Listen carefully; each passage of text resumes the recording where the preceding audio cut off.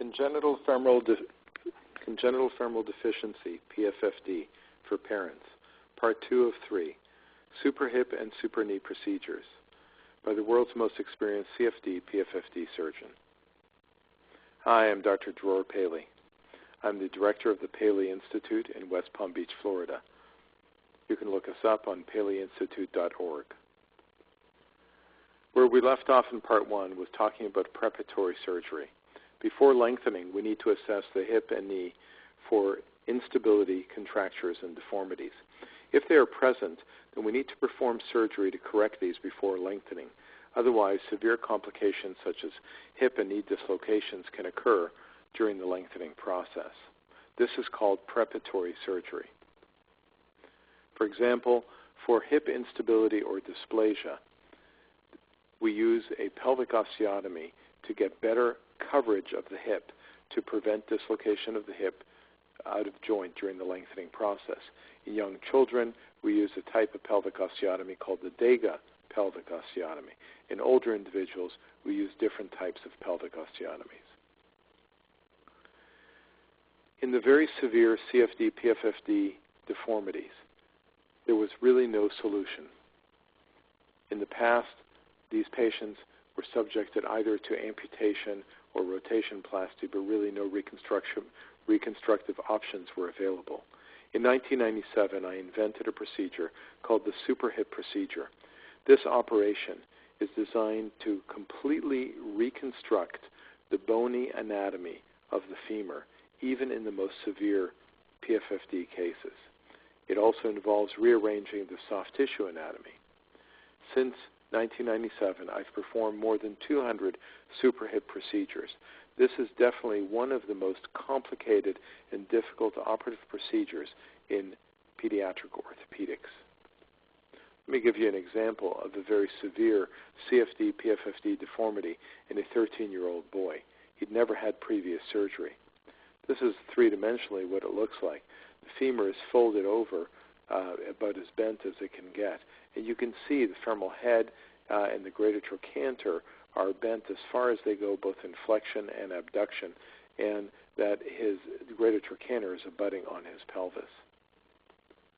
In one operation, I was able to reconstruct his hip. His knee was also dislocated, and I reconstructed his knee. This was done by the super hip and super knee procedures. You can compare what his femur looked like beforehand with what is called a subtrochanteric delayed ossification or non-union region and a very dysplastic flat acetabulum to a femur that looks like a normal femur now and with excellent coverage over the femoral head. He's now in a great situation if he wants to undergo lengthening of his femur to equalize his leg length discrepancy. The super hip procedure is a combination of three aspects. First of all, we need to treat contractures of the hip joint. This is an extra-articular soft tissue release. This means that we don't actually open the joint, but we lengthen the muscles around the joint that create a flexion, abduction, and external rotation contracture of the hip joint. We do a special osteotomy called a subtrochanteric osteotomy to correct the bony deformities of the femur of varus, flexion, and external rotation. And then we do a pelvic osteotomy to correct the lack of femoral head coverage because of the acetabular dysplasia that is almost always present. Through the series of illustrations that I will now show you, I will take you through this very complicated operation. We do this through either one or two incisions. First step is to actually remove this tight band of tissue called the fascia lata. It's connected to a muscle called the tensor fascia lata, and we separate the two of these. We cut the junction of the two, and then we reflect the tensor fascia lata proximally and the fascia lata distally. The fascia lata can then be used to make new knee ligaments as part of the super knee procedure if we need to do that. Just beyond the fascia lata is the rectus femoris tendon, which is part of the quadriceps, and this is always contracted and needs to be cut. The psoas tendon is also tight in these cases, creating a flexion contracture of the hip. We have to be careful to protect the femoral nerve, which lies on the iliacus muscle, and cut only the psoas tendon. After that, we can pull back the gluteus maximus muscle and go to the back of the hip to find the piriformis tendon. This overlies the sciatic nerve. We protect the nerve while we cut the piriformis tendon. Piriformis tendon is what helps create the external rotation deformity of the hip. And by cutting this, we allow the hip to rotate internally. The last contracture is the abductor muscle contracture of the gluteus medius, minimus, and maximus. These three muscles are connected to the pelvis through the iliac apophysis. By splitting the iliac apophysis, which is a cartilage growth plate, we're able to slide these muscles off the pelvis, doing what I call an abductor muscle slide. The femur is now free to move, and you can see that the greater trochanter is abutting on the pelvis. The bump of the bone is facing to the side of the thigh, and now for the first time we're able to adduct the hip and place the femoral head and neck in its normal position, in a normal anatomy, so that the bump is now facing distally. The muscles slide down and do not restrict this motion of the hip. The hip joint itself is never opened, but it's visualized with the X-ray machine called an image intensifier. This is a fluoroscopic machine, but it can't see cartilage. We therefore need to inject dye into the hip joint in order to see the outline of the cartilaginous femoral head. Once we've injected dye, we can identify the center of the femoral head on both the front and side views. We now place our first guide wire from the tip of the greater trochanter to the center of the femoral head. We place the second guide wire at 45 degrees to the first one. The first guide wire guides us to the second guide wire. The second guide wire needs to be exactly in the center of the head, both on the AP, the front view, and the lateral, the side view, and this can be visualized because of the dye in the hip joint. We then use a special chisel that is cannulated and follows the guide wire until it reaches the center of the femoral head as it traverses the neck. With the chisel in place, we can now remove the chisel and the guide wire and insert the special cannulated blade plate over the guide wire. This is a plate that I developed specifically for the purpose of this operation. It has an anatomic angle of 130 degrees and comes in different lengths of the blade. The blade plate needs to be inserted exactly perpendicular to the back of the femur so that it's in line with the greater trochanter posteriorly. This outlines how much flexion deformity, that's the femur rising up deformity, that is present. We're going to need to correct that by first notching out the femur, cutting a perpendicular and parallel line to it, and then making another bone cut which frees the femur now to rotate. Notice the kneecap is pointing outwards. First step is to actually rotate the kneecap inwards. Now we realign the femur, but when we do so, it overlaps the rest of the femur. The femur has descended so much that the soft tissues tether it, and it is too long. A segment of the femur actually has to be removed. The segment is kept for later use, and the femur is slotted into the osteotomy. We now fix this with several screws, which gives excellent stability and reconstructs an appearance of a normal femur. With the anatomy of the femur restored, we have to take care of one more thing, which is the lack of ossification, or the presence of cartilage in the femoral neck that will not turn into bone on its own. We therefore need to encourage it to turn into bone, and we do this with a new type of growth factor called BMP, or bone morphogenic protein. A drill hole is made, and the BMP is pushed into this drill hole in order to get the neck to convert from cartilage into bone. The next step is the pelvic osteotomy. In children, we perform the Daigle osteotomy, which is an inclined bone cut, which hinges on the growth plate of the acetabulum. The acetabulum is the socket of the hip joint. Triradiate cartilage is the name of this growth plate.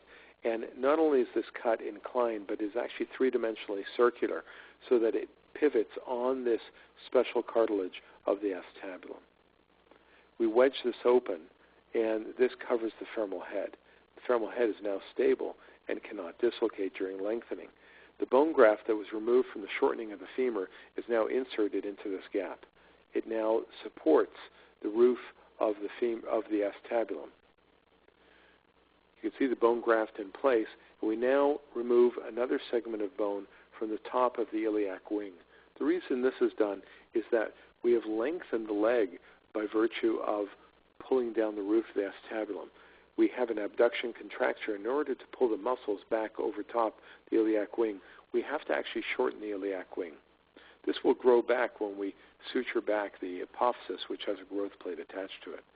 With the iliac wing shortened, the Dega osteotomy performed, we can now go ahead and suture close the iliac apophysis.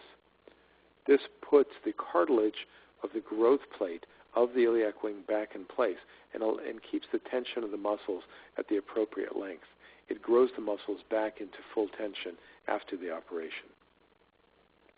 We now suture the fascia lata to the greater trochanter to strengthen abduction and the rectus femoris to the fascia lata.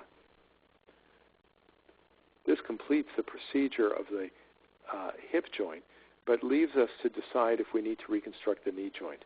Supra-knee procedure is done when there is a lack of an ACL and PCL ligament, which is frequently the case. We also need to realign the kneecap and in some cases treat flexion contractures of the knee. I invented this procedure in 1994. Since then, I've performed over 300 supra-knee procedures. This involves taking the strip of fascia lata, splitting it into two parts, FL1 and FL2. The posterior part becomes the ACL and has two components, an extra and intra-articular ligament, and the anterior part has one component, which is made into an extra-articular ligament. Some people call it Paley's ligament because I invented it. This stabilizes the knee and, along with the realignment of the kneecap, completes the supra-knee procedure. So we use this for type 1B. There are two type 1Bs, one where there's lack of ossification of the femoral neck, such as in this case, and you can see after the supra-hip procedure, you can still see no ossification of the femoral neck. 3 months later, however, the situation changes, and you can see on the right the new bone formation where the BMP was inserted. This is a CFD type 1B. You can follow it from birth to 17 months to 24 months just before the supra-hip procedure. The neck is not ossified. We now perform the supra-hip procedure, and initially there's no ossification. Within 3 months, we see new ossification occurring, and by a year later, the bone is fully ossified. At age 3, we proceed with the first lengthening. Here she is walking around with her lift after the supra-hip procedure. She has full mobility restored of the hip and knee, despite having a knee and hip reconstruction. She has an 11 centimeter leg length discrepancy, and we proceeded to lengthen her 8 centimeters. There's the osteotomy or bone cut. This is at the first lengthening, and you can see the bone being pulled apart.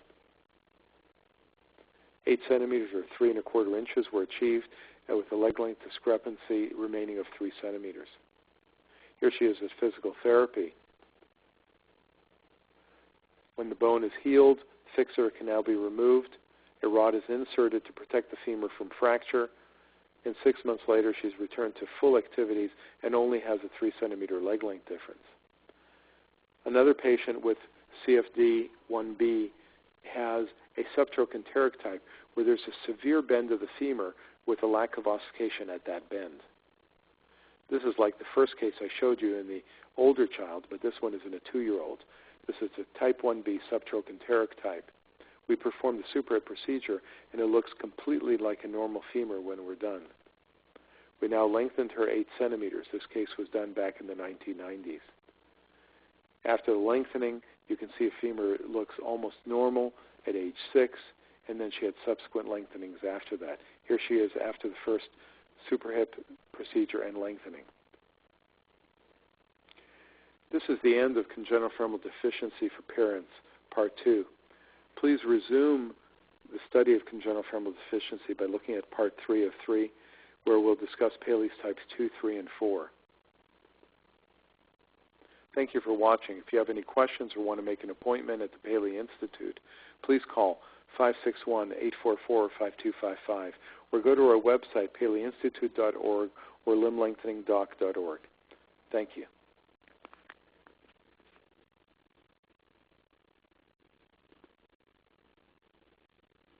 Thank you. Please stand by.